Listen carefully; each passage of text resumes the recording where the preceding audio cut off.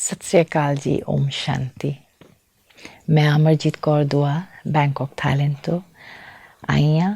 ਆਪ ਜੀ ਦੇ ਨਾਲ ਅਸੀਂ ਰਲ ਮਿਲ ਕੇ ਇੱਕ ਓਂਕਾਰ ਇੱਕ ਪਰਮਾਤਮਾ ਦੀ ਲੜੀ ਵਿੱਚ ਅਸੀਂ ਚੱਲ ਰਹੇ ਹਾਂ। ਜਪਜੀ ਸਾਹਿਬ ਨੂੰ ਸਮਝ ਰਹੇ ਹਾਂ ਅਤੇ ਅਸੀਂ ਕਰ ਚੁੱਕੇ ਹਾਂ। ਪੂਰਾ ਇੱਕ ਨੂੰ ਸਮਝਿਆ, ਗਹਿਰਾਈ ਵਿੱਚ ਪੂਰਾ ਇੱਕ ਨੂੰ ਸਮਝਿਆ ਅੱਛੀ ਤਰ੍ਹਾਂ। ਫਿਰ ਉਸ ਓਂਕਾਰ ਨੂੰ ਸਮਝਿਆ, ਫਿਰ ਮੂਲ ਮੰਤਰ ਦੇ ਇੱਕ ਇੱਕ ਵਚਨ ਨੂੰ ਅਲੱਗ ਅਲੱਗ ਗਹਿਰਾਈ ਵਿੱਚ ਐਕਸਪੀਰੀਅੰਸ ਕੀਤਾ, ਸਮਝਿਆ ਅਤੇ ਫਿਰ ਜਪ ਦੀ ਬਾਣੀ ਦੀ ਖੋਜ ਕੀਤੀ ਸ਼ੁਰੂ। ਜਪ ਦੀ ਬਾਣੀ, ਜਪਜੀ ਸਾਹਿਬ, ਜਿਸ ਨੂੰ ਅਸੀਂ ਸਤਿਕਾਰ ਦੇ ਨਾਲ, ਪਿਆਰ ਦੇ ਨਾਲ ਕਹਿੰਦੇ ਹਾਂ। ਅਤੇ ਉਸੇ ਸ਼ਲੋਕ ਆਦਿ ਸੱਚ ਜੁਗਾਦ ਸੱਚ ਹੈ ਵੀ ਸੱਚ, ਨਾਨਕ ਹੋਸੀ ਵੀ ਸੱਚ, ਉਸ ਦੇ ਉੱਤੇ ਵੀ ਗਹਿਰਾਈ ਵਿੱਚ ਅਸੀਂ ਖੋਜ ਕੀਤੀ। ਅਤੇ ਪਹਿਲੀ ਪੌੜੀ ਪਿਛਲੀ ਵਾਰੀ ਅਸੀਂ ਸਮਝਿਆ ਕਿ ਇਹ ਦੁਨਿਆਵੀ ਤਰੀਕੇ ਜਿਹੜੇ ਨੇ ਗੁਰਬਾਣੀ ਨੂੰ ਸਮਝਣ ਦੀ, ਉਹ ਗੁਰੂ ਦੀ ਤਰੀਕਾ ਅਲੱਗ ਹੈ ਕਿ ਅਸੀਂ ਇਸ਼ਨਾਨ ਕਰਨ ਦੇ ਨਾਲ ਜਾਂ ਚੁੱਪ ਰਹਿਣ ਦੇ ਨਾਲ ਜਾਂ ਜ਼ਿਆਦਾ ਸਿਆਣਪ ਰਹਿਣ ਦੇ ਨਾਲ ਜਾਂ ਭੁੱਖ ਜ਼ਿਆਦਾ, ਮਤਲਬ ਚਾਹ ਜ਼ਿਆਦਾ ਹੋਣ ਦੇ ਨਾਲ ਅਸੀਂ ਪਰਮਾਰਥ ਰਾਹ ਤੋਂ ਅਲੱਗ ਟੁਰ ਰਹੇ ਹਾਂ। ਅਤੇ ਉਹ ਵਾਪਸ ਸਚਿਆਰ ਕਿਵੇਂ ਬਣਨਾ ਹੈ, ਕੋਡ ਨੂੰ ਕਿਵੇਂ ਸਮਝਣਾ, ਇਹ ਦੋ ਸਵਾਲ ਸਾਹਮਣੇ ਰੱਖਿਆ ਸੀ ਅਤੇ ਅਸੀਂ ਉਸ ਦੇ ਉੱਤੇ ਗੌਰ ਕੀਤਾ ਹੈ। ਅਤੇ ਫਿਰ ਅਕਾਲ ਪੁਰਖ ਦਾ ਜਵਾਬ ਜੋ ਗੁਰੂ ਨਾਨਕ ਦੇਵ ਜੀ ਨੇ ਸਾਨੂੰ ਦਿੱਤੀ ਹੈ, ਹੁਕਮ ਰਜ਼ਾਈ ਚੱਲਣਾ ਨਾਨਕ ਲਿਖਿਆ ਨਾਲ। ਹੁਣ ਆਈਏ ਦੂਜੀ ਪੌੜੀ ਨੂੰ ਸਮਝੀਏ ਅੱਜ ਹੁਕਮ ਦੀ ਗੱਲ, ਕਿਉਂਕਿ ਗੁਰੂ ਨਾਨਕ ਨੇ ਅਕਾਲ ਪੁਰਖ ਦਾ ਵਚਨ ਸੁਣਾਇਆ ਸਾਨੂੰ, ਹੁਕਮ ਰਜ਼ਾਈ ਚੱਲਣਾ ਨਾਨਕ ਲਿਖਿਆ ਨਾਲ। ਅਤੇ ਹੁਣ ਹੁਕਮ ਨੂੰ ਪਹਿਲਾਂ ਸਮਝਾਂਗੇ, ਫਿਰ ਅਸੀਂ ਉਸ ਦੇ ਰਾਹ 'ਤੇ ਚੱਲ ਪਾਵਾਂਗੇ। ਅਤੇ ਅੱਜ ਦੂਜੀ ਪੌੜੀ ਸ਼ੁਰੂ ਕਰਨ ਲੱਗਿਆ। ਹੁਕਮੀ ਹੋਵਨ ਆਕਾਰ, ਹੁਕਮ ਨਾ ਕਹਿਆ ਜਾਏ। ਹੁਕਮੀ ਹੋਵਨ ਜੀ, ਹੁਕਮ ਮਿਲੇ ਵਡਿਆਈ। ਫਿਰ ਇੱਕ ਬਾਰ, ਹੁਕਮੀ ਹੋਵਨ ਆਕਾਰ, ਹੁਕਮ ਨਾ ਕਹਿਆ ਜਾਏ। ਹੁਕਮੀ ਹੋਵਨ ਜੀ, ਹੁਕਮ ਮਿਲੇ ਵਡਿਆਈ। ਇੰਗਲਿਸ਼ ਟ੍ਰਾਂਸਲੇਸ਼ਨ ਪਹਿਲਾਂ ਅਸੀਂ ਦੇਖਾਂਗੇ। By his order the world moves. All is in his charge totally. By his order man's very body functions internally and externally. ਤਾਂ ਇੱਥੇ ਹੁਕਮ ਦਾ ਕਲੈਰਿਟੀ ਆਉਂਦੀ ਹੈ ਕਿ ਹੁਕਮ ਦੇ ਵਿੱਚ ਪੂਰੀ ਦੁਨੀਆ ਚੱਲ ਰਹੀ ਹੈ, ਪੂਰੀ ਸ੍ਰਿਸ਼ਟੀ ਚੱਲ ਰਹੀ ਹੈ। ਆਕਾਰ, ਪੂਰਾ ਆਕਾਰ ਚੱਲ ਰਿਹਾ ਹੈ। ਉਸ ਦੇ ਜੋ ਵੀ ਪੰਜ ਤੱਤਵ ਹੈ, ਜੋ ਵੀ ਹਸਤੀ ਹੈ, ਅਸੀਂ ਹਸਤੀ ਨੂੰ ਕਹਿੰਦੇ ਹਾਂ ਨਾ, ਪੰਜ ਤੱਤਵਾਂ ਨੂੰ। ਮੈਂ ਪੰਜ ਤੱਤਵ ਹਮੇਸ਼ਾ ਬੋਲਨੀ ਹਾਂ ਅਤੇ ਉਸਨੂੰ ਥੋੜ੍ਹਾ ਸਮਝਾਂਗੇ। ਆਕਾਸ਼, ਹਵਾ, ਪਾਣੀ, ਸੂਰਜ, ਧਰਤੀ, ਇਹ ਪੰਜ ਤੱਤਵ ਤੋਂ ਬਣਿਆ ਹੈ, ਮਤਲਬ ਸਭ ਕੁਛ। ਅਤੇ ਇਸ ਆਕਾਰ ਨੂੰ ਜੋ ਚਲਾ ਰਹੀ ਹੈ, ਇਸ ਹਸਤੀ ਨੂੰ ਜੋ ਚਲਾ ਰਹੀ ਹੈ, ਉਹ ਹੁਕਮ ਹੈ। ਉਹ ਜੋ ਜਿਸ ਤਰ੍ਹਾਂ ਚੱਲ ਰਿਹਾ, ਉਹ ਸ਼ਕਤੀ ਦੇ ਨਾਲ ਜਿਸ ਤਰ੍ਹਾਂ ਚੱਲ ਰਿਹਾ। ਅਤੇ ਸਾਡੇ ਅੰਦਰ ਸਰੀਰ, ਸਾਡਾ ਪੰਜ ਤੱਤਵਾਂ ਦਾ, ਮੈਂ ਆਤਮਾ ਇਸ ਸਰੀਰ ਵਿੱਚ ਹਾਂ, ਇਹ ਪੰਜ ਤੱਤਵਾਂ ਦਾ ਵੀ ਸਰੀਰ ਹੈ, ਇਹ ਵੀ ਆਕਾਰ ਹੈ।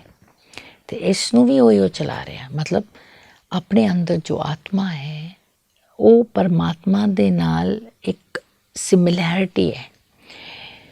ਐਕਚੁਅਲੀ ਮੈਂ ਅਤੇ ਪਰਮਾਤਮਾ ਇੱਕੋ ਜਿਹਾ, ਪਰ ਅਸੀਂ ਕਰਮ ਖੇਡ ਵਿੱਚ ਖੇਡਦਿਆਂ ਮੇਰੇ ਗੁਣ ਜਿਹੜੇ ਨੇ ਨਾ, ਉਹ ਕਮਜ਼ੋਰ ਹੋ ਗਏ। ਜਿਹੜੀ ਅਸੀਂ ਗੱਲ ਕੀਤੀ ਕਿ ਆਤਮਾ ਦੀ ਦੋ ਸਾਈਡਸ ਆਫ ਦਾ ਕੋਇਨ ਹੈ, ਇੱਕ ਜੀਵ ਸ਼ਕਤੀ, ਲਾਈਫ ਫੋਰਸ ਐਨਰਜੀ, ਇਹ ਹਾਲੀ ਵੀ ਪਰਮਾਤਮਾ ਵਰਗਾ ਹੈ। ਇਹ ਲਾਈਫ ਫੋਰਸ ਐਨਰਜੀ ਦੀ ਗੱਲ ਹੋ ਰਹੀ ਹੈ ਇੱਥੇ, ਜਿਹੜੀ ਹੁਕਮ ਸਾਡੇ ਅੰਦਰ ਚੱਲ ਰਹੇ।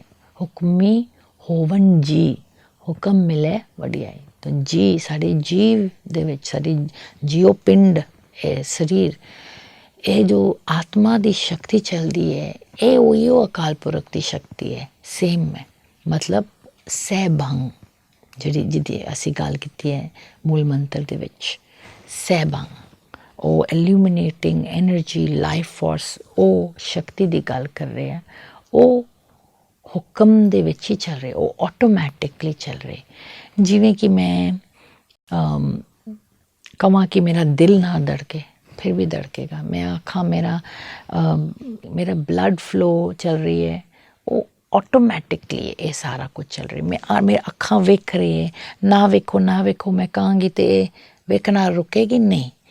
ਉਹਦਾ ਤਸੀਰ ਹੈ, ਕੰਨ ਸੁਣੇਗੀ, ਉਹ ਸੁਣੇਗੀ। ਅਸੀਂ ਨਹੀਂ ਕਹਿ ਸਕਦੇ ਤੂੰ ਨਾ ਸੁਣ, ਸਾਨੂੰ ਬੰਦ ਕਰਨਾ ਪੈਣਾ, ਉਹ ਅਲੱਗ ਗੱਲ ਹੈ। ਪਰ ਕੰਨ ਦੀ ਤਸੀਰ ਹੈ ਸੁਣਨਾ। ਜਦੋਂ ਜਿਸ ਦੀ ਆਪਣੀ ਗੁਣ ਨੇ ਉਹ ਕਰੀ ਜਾ ਰਿਹਾ। ਹੁਣ ਪਾਣੀ ਹੈ, ਪਾਣੀ ਨੇ ਥੱਲੇ ਜਾਣਾ, ਉਹ ਥੱਲੇ ਜਾਏਗੀ। ਅਸੀਂ ਪਾਣੀ ਨੂੰ ਉੱਤੇ ਜਾ ਤੂੰ ਕਵੇ ਨਹੀਂ ਜਾਏਗੀ ਉੱਤੇ, ਉਹਦੀ ਆਪਣੀ ਤਸੀਰ ਹੈ।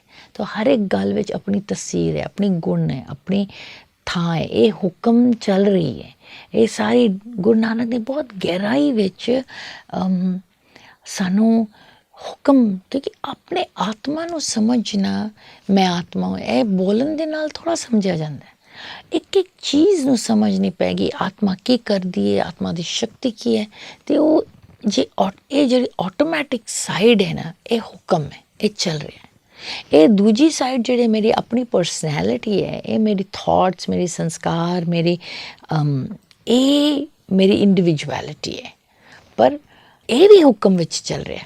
ਪਰ ਇਹ ਸਹਿਬੰਗ ਜਿਹੜੀ ਐਨਰਜੀ, ਲਾਈਫ ਫੋਰਸ ਹੈ, ਇਹ ਤਾਂ ਦਿਸਦੀ ਹੈ ਕਿ ਮੇਰੇ ਮਨ ਦੇ ਉੱਤੇ ਹੈ। ਮੇਰੇ ਮਨ ਦੀ ਗੱਲ ਵੀ ਨਹੀਂ ਸੁਣ ਰਹੀ, ਇਹ ਆਟੋਮੈਟਿਕਲੀ ਚੱਲ ਰਹੀ ਹੈ। ਮੈਂ ਉਸ ਦੀ ਕਾਬੂ ਵਿੱਚ ਨਹੀਂ। I cannot control my heartbeat, I cannot control, ਮੇਰੇ ਵਸ ਵਿੱਚ ਨੇ ਇਸ ਨੂੰ ਕੰਟਰੋਲ ਕਰਨਾ। ਅਤੇ ਲਿਖਿਆ ਹੈ, we say it's my life like I own it. Were that true, would I then not be in charge of where and when birth and death is? And am I in charge of breathing, to digest food, circulate blood? How can one even begin to sing of such amazing happenings? For it is by His order I live and perish. By His order I can anything accomplish. ਹੁਕਮੀ ਹੋਵਨ ਜੀ, ਹੁਕਮ ਮਿਲੇ ਵਡਿਆਈ। ਜੇ ਅਸੀਂ ਹੁਕਮ ਨੂੰ ਸਮਝਾਂਗੇ ਤੇ ਫਿਰ ਅਸੀਂ ਉਸ ਵਡਿਆਈ ਦੇ ਵਿੱਚ ਚੱਲ ਪਾਵਾਂਗੇ, ਫਿਰ ਅਸੀਂ ਉਸ ਵਡਿਆਈ ਦੇ ਵਿੱਚ ਜਿਆਂਗੇ। ਹੁਕਮ ਨੂੰ ਸਮਝਣਾ ਹੈ। ਜਿਸ ਤਰ੍ਹਾਂ ਇਹ ਗੱਲ ਕੀਤੀ ਹੈ ਇੱਥੇ ਕਿ ਅਸੀਂ ਕਿੱਥੇ ਜਨਮ ਲੈਣਾ, ਇਹ ਵੀ ਸਾਨੂੰ ਨਹੀਂ ਪਤਾ। ਸਾਡੀ ਸਵਾਸ ਕਦੋਂ ਨਿਕਲਣੀ, ਮੈਂ ਆਤਮਾ, ਇਹ ਮੈਂ ਜਾਣਦੀ ਹਾਂ। ਲੇਕਿਨ ਮੈਂ ਆਤਮਾ ਇਸ ਸਰੀਰ ਤੋਂ ਕਦੋਂ ਨਿਕਲਾਂਗੀ ਅਤੇ ਕਿਹੜੇ ਸਰੀਰ ਵਿੱਚ ਆਵਾਂਗੀ ਅਤੇ ਕਦੋਂ ਇਸ ਸਰੀਰ ਵਿੱਚ ਆਈ ਸਾਂ, ਇਹ ਮੈਂ ਵੀ ਨਹੀਂ ਜਾਣਦੀ। ਇਹ ਮੇਰੇ ਵੱਸ ਵਿੱਚ ਵੀ ਨਹੀਂ ਹੈ, ਇਹ ਮੇਰੇ ਮਨ ਦੇ ਕੰਟਰੋਲ ਵਿੱਚ ਨਹੀਂ ਹੈ, ਮੇਰੇ ਹੋਸ਼ ਵਿੱਚ ਮੈਂ ਇਹ ਨਹੀਂ ਸਮਝਦੀ। ਪਰ ਇਹ ਹੋ ਰਹੀ ਹੈ। ਫਿਰ ਵੀ ਇਹ ਹੁਕਮ ਹੈ। ਜਿਹੜੀ ਅਸੀਂ ਗੱਲ ਕਹਿੰਦੇ ਹੋ ਰਹੀ ਹੈ, ਉਸ ਨੂੰ ਅਸੀਂ ਆਖਾਂਗੇ ਹੁਕਮ ਵਿੱਚ ਚੱਲ ਰਹੀ ਹੈ। ਹੁਕਮੀ ਉੱਤਮ ਨੀਚ, ਹੁਕਮ ਲਿਖ ਦੁੱਖ ਸੁਖ ਪਾਈਏ। ਇੱਕ ਨਾ ਹੁਕਮੀ ਬਖਸ਼ੀਸ, ਇੱਕ ਹੁਕਮੀ ਸਦਾ ਪਵਾਈਏ। ਅਸੀਂ ਸਮਝਦੇ ਹਾਂ ਕਿ ਇਹ ਪਿਛਲੇ 2 ਲਾਈਨਸ ਵਿੱਚ ਅਸੀਂ ਹੁਕਮ ਨੂੰ ਆਪਣੇ ਜੀ ਅਤੇ ਆਕਾਰ ਦੇ ਨਾਲ ਜੋੜਿਆ। ਹੁਣ ਅੱਗੇ ਸੁਣੀਏ ਕਿ ਗੁਰੂ ਕੀ ਕਹਿ ਰਹੇ ਨੇ। By His order, one is good or bad, king or beggar. By His order, one is sad and happy, what He deems best hither. He knows best what is needed for each one's inner growth. Yet, somehow we crib and at moments His actions question and loathe. By His grace we are blessed, or face the fate worse than life and death. In awareness sometimes we can glimpse and wonder whose hand has led this life yonder.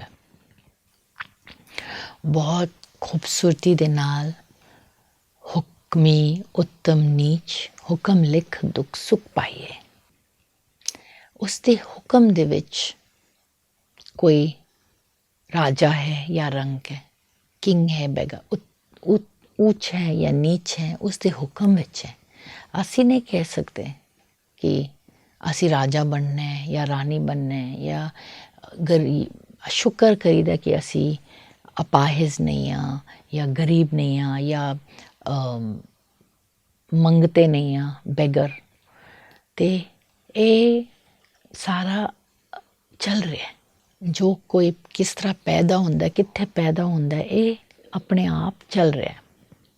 ਲਿਖ ਦੁੱਖ ਹੁਕਮੀ, ਲਿਖ ਦੁੱਖ ਸੁੱਖ ਪਾਈਏ। ਅਤੇ ਦੁੱਖ ਸੁੱਖ ਵੀ ਉਹੀਓ ਜਿਹੜੇ ਪਿੱਛੇ ਹੁਣੇ ਅਸੀਂ ਬੋਲਿਆ ਲਿਖਿਆ ਦੀ ਗੱਲ, ਲਿਖ ਉਹ ਵੀ ਲਿਖਿਆ ਅਤੇ ਉਸ ਦੇ ਲਿਖਿਆ ਦੇ ਵਿੱਚ ਚੱਲ ਰਹੇ ਹਾਂ ਕਿ ਅਸੀਂ ਦੁਖੀ ਹੋਣੇ ਹੈ ਕਿ ਅਸੀਂ ਸੁਖੀ ਹੋਣੇ ਹੈ। ਉਹ ਡਰਾਮਾ ਦੇ ਨਾਲ ਅਨਫੋਲਡ ਹੋ ਰਿਹਾ ਕਿ ਮੈਂ ਹੁਕਮ ਦੇ ਨਾਲ ਡਰਾਮਾ ਦੇ ਵਿੱਚ ਅਨਫੋਲਡ ਹੋ ਰਿਹਾ ਜੋ ਲਿਖਿਆ, ਅਤੇ ਅਸੀਂ ਉਸਨੂੰ ਨਹੀਂ ਸਮਝ ਰਹੇ ਹਾਂ ਕਿ ਉਸ ਦੇ ਹੁਕਮ ਵਿੱਚ ਚੱਲ ਰਿਹਾ। ਪਰ ਐਕਚੁਅਲੀ ਇੱਥੇ ਗੁਰੂ ਜੀ ਕਹਿ ਰਹੇ ਕਿ ਉਸ ਦੇ ਹੁਕਮ ਵਿੱਚ ਚੱਲ ਰਿਹਾ, ਤੁਹਾਨੂੰ ਫਿਕਰ ਕਰਨ ਦੀ ਲੋੜ ਨਹੀਂ। ਕੋਈ ਗਰੀਬ ਹੈ, ਕੋਈ ਅਮੀਰ ਹੈ, ਕੋਈ ਦੁਖੀ ਹੈ, ਕੋਈ ਸੁਖੀ ਹੈ, ਇਹ ਚੱਲ ਰਿਹਾ। ਇਹਦੇ 'ਤੇ ਜ਼ਿਆਦਾ ਫਿਕਰ ਨਾ ਕਰੋ, ਕਿਉਂਕਿ ਉਹਨੂੰ ਪਤਾ ਹੈ, ਉਸ ਅਕਾਲ ਪੁਰਖ ਨੂੰ ਪਤਾ ਹੈ ਬੈਸਟ ਕਿ ਸਾਡੇ ਆਤਮਿਕ ਤਰੱਕੀ ਵਾਸਤੇ, ਸਾਡੇ ਖੋਜ ਵਾਸਤੇ, ਸਾਡੇ ਪਰਮਾਰਥ ਦੇ ਰਾਹ ਵਾਸਤੇ ਕਦੋਂ ਸਾਨੂੰ ਜਾਗਣਾ ਪਏਗਾ, ਕਦੋਂ ਸਾਨੂੰ ਹੋਸ਼ ਆਏਗੀ, ਕਦੋਂ ਅਸੀਂ ਇਸ ਰਾਹ 'ਤੇ ਤੁਰ ਪਾਂਗੇ, ਉਹ ਗੱਲ ਉਸ ਨੂੰ ਪਤਾ ਹੈ, ਸਾਨੂੰ ਨਹੀਂ ਪਤਾ। ਜਿਵੇਂ ਮੈਂ ਆਪਣੀ ਜ਼ਿੰਦਗੀ ਵੇਖਦੀ ਹਾਂ ਕਿ ਮੈਂ ਜਦ 30 ਸਾਲ ਦੀ ਉਮਰ ਤੱਕ ਤੇ ਮੈਂ ਸਭ ਕੁਝ ਕਰਦੀ ਸਾਂ, ਮਤਲਬ ਇੱਕਦਮ ਪਰਮਾਰਥ ਦੇ ਰਾਹ 'ਤੇ ਨਹੀਂ ਸਾਂ। ਮਤਲਬ ਰੱਬ ਨੂੰ ਯਾਦ ਕਰੀਦਾ, ਰੱਬ ਨੂੰ ਤੇ ਵਿਸ਼ਵਾਸ ਹੈ ਹੀ ਸੀ, ਪਾਠ ਵੀ ਕਰਦੀ ਸਾਂ, ਪਰ ਇਸ ਤਰ੍ਹਾਂ ਜਿਵੇਂ ਕਿ ਕਿਵ ਸਚਿਆਰਾ ਹੋਈਏ, ਕਿ ਕੂੜੇ ਟੁੱਟੇ ਪਾਲ, ਇਹ ਸਵਾਲ, ਇਹ ਵੈਰਾਗ ਇਹ 30 ਸਾਲ ਦੀ ਉਮਰ ਵਿੱਚ ਸ਼ੁਰੂ ਹੋਇਆ। ਕਿਉਂ? ਕਿਉਂਕਿ ਮੈਂ ਮਾਂ ਸਾਂ ਅਤੇ ਮੇਰੇ ਆਪਣੇ ਬੱਚੇ ਸਨ, ਅਤੇ ਉਹ ਬੱਚੇ ਨੂੰ ਸਹੀ ਤਰੀਕੇ, ਸਹੀ ਰਾਹ 'ਤੇ ਲਾਉਣ ਵਾਸਤੇ ਉਹ ਵੈਰਾਗ ਪੈਦਾ ਹੋਇਆ। ਅਤੇ ਇਹ ਵੀ ਲਿਖਿਆ ਸੀ ਕਿ ਮੈਂ 30 ਸਾਲ ਦੀ ਉਮਰ ਵਿੱਚ ਇਹ ਮੈਨੂੰ ਹੋਸ਼ ਆਏਗੀ ਕਿ ਮੈਂ ਜਾਗਾਂਗੀ, ਕਿ ਮੈਂ ਪਰਮਾਰਥ ਦੇ ਰਾਹ 'ਤੇ ਤੁਰ ਪਾਂਗੀ। ਫਿਰ ਕਿਸ ਵਕਤ ਮੈਂ ਉਹ ਪਰਮਾਰਥ ਦੇ ਰਾਹ 'ਤੇ ਟੁਰ ਕੇ ਕਾਫੀ ਕੁਝ ਸਮਝ ਲਿਆ, ਫਿਰ ਅੱਗੋਂ ਜਾ ਕੇ ਕਿਸ ਰਾਹ 'ਤੇ ਮੈਂ ਜਾਵਾਂਗੀ ਕਿ ਮੈਨੂੰ ਹੋਰ ਗਹਿਰਾਈ ਅਤੇ ਹੋਰ ਸੱਚਾਈ ਪ੍ਰਾਪਤ ਹੋਏਗੀ। ਜਿਵੇਂ ਮੈਂ ਇੱਥੇ ਬ੍ਰਹਮਾ ਕੁਮਾਰੀਜ਼ ਵਿੱਚ ਆਈ ਹਾਂ ਅਤੇ ਮੈਨੂੰ ਪਰਮਾਤਮਾ ਦੀ ਮਤਲਬ ਗੋਬਿੰਦ ਮਿਲਨ ਅਤੇ ਗੁਰਪ੍ਰਸਾਦ ਦਾ ਅਨੁਭਵ ਹੋਇਆ, ਹੁੰਦਾ ਹੈ, ਰੋਜ਼ ਹੋ ਰਿਹਾ ਹੈ। ਇਹ ਸਿੱਖਿਆ, ਇਹ ਐਕਸਪੀਰੀਅੰਸ ਕੀਤਾ। ਇਹ ਕਦ ਹੋਣਾ ਸੀ? ਆਪਣਾ ਟਾਈਮ, ਹੁਕਮ ਵਿੱਚ ਚੱਲ ਰਹੇ ਹਾਂ ਅਸੀਂ ਸਾਰੇ, ਹੁਕਮ ਵਿੱਚ, ਅਤੇ ਉਹ ਆਪਣੇ ਆਪ ਅਨਫੋਲਡ ਹੋ ਰਿਹਾ। ਤੁਸੀਂ ਵੀ ਆਪਣੀ ਆਪਣੀ ਜ਼ਿੰਦਗੀ ਵਿੱਚ ਵੇਖੋਗੇ ਕਿ ਹੁਕਮ ਵਿੱਚ ਸਾਰਾ ਕੁਝ ਹੋ ਰਿਹਾ। ਜੇ ਤੁਸੀਂ ਆਪਣੇ ਆਪ ਨੂੰ ਅਲੱਗ ਕਰਕੇ ਆਪਣੀ ਜ਼ਿੰਦਗੀ ਨੂੰ ਦੇਖੋਗੇ, ਆਪਣੇ ਮਨ ਦੇ ਵਿੱਚ ਆਪਣੇ ਪਾਸਟ, ਆਪਣੇ ਲਾਈਫ ਕੀ ਹੋਇਆ ਮੇਰੀ ਜ਼ਿੰਦਗੀ ਵਿੱਚ, ਉਹ ਜਿਵੇਂ ਕਿ ਮੂਵੀ ਚੱਲ ਰਹੀ ਹੈ ਅੰਦਰ। ਬਚਪਨ ਵਿੱਚ ਇਸ ਤਰ੍ਹਾਂ ਸੀ, ਫਿਰ ਇਹ ਹੋਇਆ, ਫਿਰ ਇਹ ਹੋਇਆ, ਜਿਵੇਂ ਕਿ ਪਿਕਚਰ ਹੈ, ਪੂਰੀ ਪਿਕਚਰ ਚੱਲ ਰਹੀ ਹੈ ਅੰਦਰ। ਤਾਂ ਜਦੋਂ ਪਾਸਟ ਹੋ ਜਾਂਦੀ ਫਿਰ ਅਸੀਂ ਅਲੱਗ ਹੋ ਕੇ ਉਸ ਦੇ ਹੁਕਮ ਨੂੰ ਵੇਖ ਸਕਣੇ ਹਾਂ। ਪਰ ਜਦ ਹੋ ਰਹੀ ਹੈ ਉਦੋਂ ਉਸ ਦੇ ਹੁਕਮ ਨੂੰ ਵੇਖਣਾ ਥੋੜ੍ਹੀ ਮੁਸ਼ਕਿਲ ਹੈ। ਹੁਕਮ ਵਿੱਚ ਵੇਖਣਾ ਮੁਸ਼ਕਿਲ ਹੈ ਕਿਉਂਕਿ ਹੋ ਰਹੀ ਹੈ ਨਾ, ਇਸ ਵੇਲੇ ਅਸੀਂ ਆਪਣੇ ਆਪ ਨੂੰ ਆਤਮਾ ਨਹੀਂ ਸਮਝਦੇ ਨਾ, ਅਸੀਂ ਭੁੱਲ ਜਾਂਦੇ ਹਾਂ, ਅਸੀਂ ਇਸ ਕਸ਼ਣ ਵਿੱਚ ਨਹੀਂ ਰਹਿ ਜਾਂਦੇ, ਫਿਰ ਅਸੀਂ ਹੁਕਮ ਵਿੱਚ ਨਹੀਂ ਰਹਿ ਪਾਉਂਦੇ। ਇਸ ਵਾਸਤੇ ਅਸੀਂ ਭਾਣਾ ਵਿੱਚ ਨਹੀਂ ਰਹਿੰਦੇ, ਇਸ ਵਾਸਤੇ ਸਾਨੂੰ ਦੁੱਖ ਹੁੰਦਾ, ਇਸ ਵਾਸਤੇ ਅਸੀਂ ਖੁਸ਼ ਨਹੀਂ ਰਹਿੰਦੇ, ਕਿਉਂਕਿ ਸਾਨੂੰ ਉਹ ਪਤਾ ਚੱਲ ਜਾਂਦਾ ਕਿ ਸਾਨੂੰ ਨਹੀਂ ਪਤਾ ਚੱਲਦਾ ਕਿ ਅਸੀਂ ਹੁਕਮ ਵਿੱਚ ਹੀ ਚੱਲ ਰਹੇ। ਪਰ ਜਦੋਂ ਅਸੀਂ ਅਤੀਤ ਨੂੰ ਵੇਖਾਂਗੇ ਫਿਰ ਉਹ ਪੂਰਾ ਪਿਕਚਰ ਨਜ਼ਰ ਆਉਂਦਾ, ਫਿਰ ਸਾਨੂੰ ਕਲੈਰਿਟੀ ਹੁੰਦੀ ਹੈ ਕਿ ਹਾਂ ਉਹ ਸਾਰਾ ਕੁਝ ਹੋ ਗਿਆ, ਇਸ ਤਰ੍ਹਾਂ ਹੀ ਹੋ ਗਿਆ, ਹੋਣਾ ਹੀ ਸੀ ਇਸ ਤਰ੍ਹਾਂ। ਹਾਂ, ਫਿਰ ਪਿੱਛੋਂ ਕਈ ਵਾਰੀ ਅਸੀਂ ਇਸ ਤਰ੍ਹਾਂ ਨਹੀਂ ਸੀ ਹੋਣਾ ਚਾਹੀਦਾ, ਇਸ ਤਰ੍ਹਾਂ ਹੋਣਾ ਚਾਹੀਦਾ ਸੀ, ਪਰ ਬਾਅਦ ਵਿੱਚ ਪਤਾ ਚੱਲਦਾ ਕਿ ਉਹ ਠੀਕ ਹੀ ਸੀ, ਜੋ ਹੋਇਆ ਉਹ ਹੋਇਆ, ਤਾਂ ਮੈਨੂੰ ਇਹ ਮਿਲਿਆ, ਤਾਂ ਮੈਂ ਇਹ ਅਵਸਥਾ ਮੈਨੂੰ ਪ੍ਰਾਪਤ ਹੋਈ ਆ, ਇਸ ਹੱਦ ਤੱਕ ਮੈਂ ਪਹੁੰਚੀ। ਜਿਵੇਂ ਕਿ ਮੈਨੂੰ ਇੱਕ ਟਾਈਮ 'ਤੇ ਬਹੁਤ ਮੈਨੂੰ ਦੁੱਖੀ ਫੀਲ ਹੁੰਦਾ ਸੀ, ਆਪਣੇ ਅੰਦਰ ਬਹੁਤ ਵੈਰਾਗ ਸੀ। ਉਸ ਟਾਈਮ ਮੈਨੂੰ ਲੱਗਿਆ ਮੈਨੂੰ ਇਹ ਕਿਉਂ ਫੀਲ ਹੋ ਰਿਹਾ, ਕਿਉਂ ਵੈਰਾਗ ਹੋ ਰਿਹਾ। ਪਰ ਹੁਣ ਜਦੋਂ ਅਤੀਤ ਵਿੱਚ ਚਲਾ ਗਿਆ ਤੇ ਮੈਂ ਉਸ ਨੂੰ ਵੇਖਣੀ ਆ ਤੇ ਮੈਨੂੰ ਸਮਝ ਆ ਗਈ ਹੁਣ ਕਿ ਆਹ ਉਹ ਵੈਰਾਗ, ਉਹ ਦੁੱਖ ਲੋੜ ਸੀ, ਦੁੱਖ दारू ਸੁੱਖ ਰੋਗ ਪਿਆ। ਤਾਂ ਉਹ दारू ਸੀ, ਉਹ ਦਵਾਈ ਸੀ, ਮੇਰੀ ਦੁਖੀ ਹੋਣਾ ਜ਼ਰੂਰੀ ਸੀ ਮੈਨੂੰ ਇਸ ਅਵਸਥਾ ਤੱਕ, ਇਸ ਰਾਹ ਤੱਕ ਲਿਆਉਣ ਵਾਸਤੇ। ਜੇ ਮੈਂ ਉਹ ਫੀਲ ਨਾ ਕਰਦੀ, ਜੇ ਮੈਂ ਉਹ ਵੈਰਾਗ ਨਾ ਫੀਲ ਕਰਦੀ, ਜੇ ਉਹ ਦੁੱਖ ਨਾ ਸਹਿੰਦੀ, ਨਾ ਮੇਰੀ ਜ਼ਿੰਦਗੀ ਵਿੱਚ ਉਹ ਦੁੱਖ ਦੀ ਘੜੀ ਨਾ ਹੁੰਦੀ, ਤੇ ਮੈਂ ਇਸ ਵਕਤ ਇਤਨੀ ਪਰਮਾਰਥ, ਇਤਨੀ ਪਰਮਾਤਮਾ ਪਰਮ ਪਿਤਾ ਦੇ ਨਾਲ ਪਿਆਰ, ਪਰਮਾਰਥ ਦੇ ਰਾਹ 'ਤੇ ਇਤਨੀ ਸ਼ਕਤੀ ਨਾਲ ਨਾ ਟੁਰ ਪਾਉਂਦੀ। ਅਤੇ ਇਸ ਵਾਸਤੇ ਹੁਕਮ ਜੋ ਹੈ, ਅਸੀਂ ਆਪਣਾ ਮਨ ਵਿੱਚ ਸੀਨ ਦੇਖਣਾ ਹੈ। ਜੇ ਅਸੀਂ ਉਸ ਸੀਨ ਨੂੰ ਹਕੀਕਤ ਵਿੱਚ ਦੇਖਣ ਦੀ ਤਰੀਕਾ ਸਮਝਾਂਗੇ ਅਤੇ ਹਕੀਕਤ ਵਿੱਚ ਉਸ ਨੂੰ ਅਸੀਂ ਸੀਨ ਵੇਖਾਂਗੇ ਅਲੱਗ ਹੋ ਕੇ, ਫਿਰ ਅਸੀਂ ਹੁਣ ਵਿੱਚ ਖੁਸ਼ ਰਹਿ ਪਾਵਾਂਗੇ। ਅੱਗੇ ਜਾ ਕੇ ਫਿਰ ਪਾਸਟ ਨੂੰ ਵੇਖ ਕੇ ਖੁਸ਼ ਹੋਣ ਦੀ ਲੋੜ ਨਹੀਂ ਹੋਗੀ। ਇੱਕ ਇੱਕ ਕਸ਼ਣ ਵਿੱਚ ਪੌਜ਼ ਬਟਨ ਲਗਾ ਕੇ ਕਿ ਮੈਂ ਆਤਮਾ, ਤੂੰ ਪਰਮਾਤਮਾ, ਅਤੇ ਮਿਲਣੇ, ਅਤੇ ਫਿਰ ਅਸੀਂ ਹੁਕਮ ਵਿੱਚ ਚੱਲ ਸਕਾਂਗੇ। ਇੱਕ ਨਾ ਹੁਕਮੀ ਬਖਸ਼ਿਸ਼, ਇੱਕ ਹੁਕਮੀ ਸਦਾ ਪਵਾਈ ਹੈ। ਅਸੀਂ ਕਹਿੰਦੇ ਹਾਂ ਉਸ ਦੀ ਕਿਰਪਾ ਦੇ ਨਾਲ ਹੋ ਰਹੀ ਹੈ, ਉਸ ਦੀ ਬਖਸ਼ਿਸ਼ ਦੇ ਨਾਲ ਹੋ ਰਹੀ ਹੈ। ਇਸ ਤਰ੍ਹਾਂ ਅਸੀਂ ਸਮਝਾਂਗੇ ਅਤੇ ਅਸੀਂ ਫਿਰ ਉਸ ਨੂੰ ਈਜ਼ੀਲੀ ਭਾਣਾ ਮੰਨ ਸਕਦੇ ਹਾਂ। ਜੇ ਅਸੀਂ ਸਮਝਦੇ ਹਾਂ ਕਿ ਰੱਬ ਮੇਰਾ ਰਖਵਾਲਾ ਹੈ, ਮੇਰਾ ਧਿਆਨ ਰੱਖਣ ਵਾਲਾ ਹੈ, ਫਿਰ ਉਸ ਦੇ ਭਾਣਾ ਵਿੱਚ ਚੱਲਣਾ ਥੋੜ੍ਹਾ ਆਸਾਨ ਹੈ। ਫਿਰ ਸਾਨੂੰ ਅਵੇਅਰਨੈਸ ਆਏਗਾ, ਹੁਕਮੀ ਸਦਾ ਪਵਾਈ ਹੈ। ਫਿਰ ਅਸੀਂ ਸਮਝਾਂਗੇ ਕਿ ਉਸ ਦੇ ਹੱਥ ਹੈਗਾ, ਸਾਨੂੰ ਧਿਆਨ ਰੱਖ ਰਿਹਾ, ਉਸ ਦੀ ਬਖਸ਼ਿਸ਼ ਹੈਗਾ, ਉਸ ਦੀ ਕਿਰਪਾ ਹੈਗਾ, ਗੁਰਪ੍ਰਸਾਦ ਹੈਗਾ, ਅਤੇ ਅਸੀਂ ਉਸ ਦੀ ਭਾਣਾ ਵਿੱਚ ਚੱਲ ਰਹੇ ਹਾਂ। ਅਤੇ ਉਸ ਦੀ ਭਾਣਾ ਵਿੱਚ ਚੱਲ ਰਿਹਾ ਵਧੀਆ ਨਾ ਕਿ ਸਾਡੇ ਦੁਸ਼ਮਣ ਜਾਂ ਸਾਡੇ ਨਾਲ ਕੋਈ ਕਿਸੇ ਹੋਰ ਦੇ ਭਾਣੇ ਵਿੱਚ ਚੱਲ ਰਿਹਾ। ਉਸ ਅਕਾਲ ਪੁਰਖ ਜੋ ਸਦਾ ਪਿਆਰਾ ਹੈ, ਸਦਾ ਸਾਰਿਆਂ ਨੂੰ ਪਿਆਰ ਕਰਦਾ ਹੈ, ਉਹ ਸ਼ਾਂਤੀ ਦਾ ਸਾਗਰ ਹੈ, ਉਸ ਦੀ ਯਾਦ ਵਿੱਚ ਉਹ ਚਲਾ ਰਿਹਾ, ਉਸ ਦੇ ਹੁਕਮ ਵਿੱਚ ਚੱਲ ਰਿਹਾ। ਅੱਜ ਇੰਨਾ ਹੀ ਵਕਤ ਹੈ ਅਤੇ ਹੁਕਮ ਦੀ ਗੱਲ ਹੋ ਰਹੀ। ਅਗਲੀ ਐਪੀਸੋਡ ਵਿੱਚ ਫਿਰ ਆਪਾਂ ਕੰਟੀਨਿਊ ਕਰਾਂਗੇ। ਇੱਕ ਓਂਕਾਰ ਔਰ ਇੱਕ ਪਰਮਾਤਮਾ। ਓਮ ਸ਼ਾਂਤੀ, ਸਤਿ ਸ੍ਰੀ ਅਕਾਲ।